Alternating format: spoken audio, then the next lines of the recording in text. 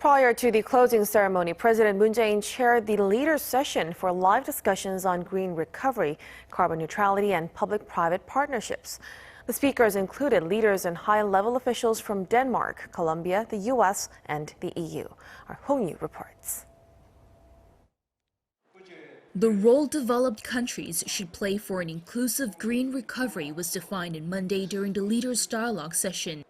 President Moon Jae-in, who chaired the live session as the host, said there are no borders when it comes to climate change, and therefore it's important to cooperate and understand each nation's respective economic and social conditions. 기후기술센터 네트워크 협력사무소와 녹색기술센터를 통해 개발도상국의 친환경 기술을 확보할 수 있도록 돕겠습니다.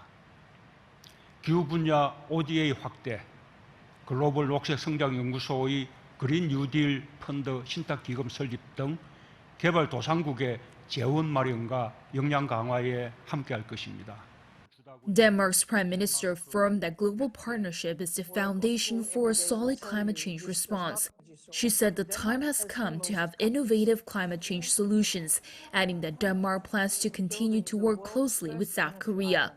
We are now on the road to COP26. Now is the time to showcase new green solutions and scale them. Let's share experiences and learn from each other and act now for our green future together. Colombia, despite being a country that contributes less than 1% of the world's CO2 emissions every year, said it's willing to contribute by achieving carbon neutrality. Colombia is making a big bet, a historical bet. We want to reach by 2030 a reduction of 51% in our CO2 emissions. And we have committed ourselves to reach by 2050 carbon neutrality. The South American country pledged to make efforts through electric vehicles, renewable energy transition, and clean mobility. The president of the European Commission announced the EU's ambition to be the first carbon-neutral continent by 2050.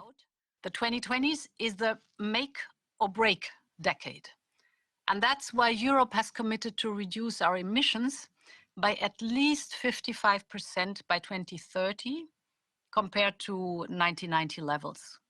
She praised President Moon for his plan to update the NDC ahead of COP26, saying it would inspire South Korea's international partners. The U.S. Special Presidential Envoy for Climate John Kerry emphasized that countries should step up their ambitions to reduce the Earth's temperature by 1.5 degrees and praised South Korea for joining such efforts. He also revealed the steps his country would take to support developing countries in responding to climate change. So we will double our public climate finance to developing countries by 2024 or sooner. We will work to achieve the 100 billion. And in addition, we are working with the private sector to bring literally trillions of dollars to the table now for investment in climate-related initiatives. Wrapping up the P4G's Seoul summit, President Moon said he hoped it served as an opportunity to expand global cooperation to ensure a coordinated response to the climate crisis. Hong Yu, Arirang News.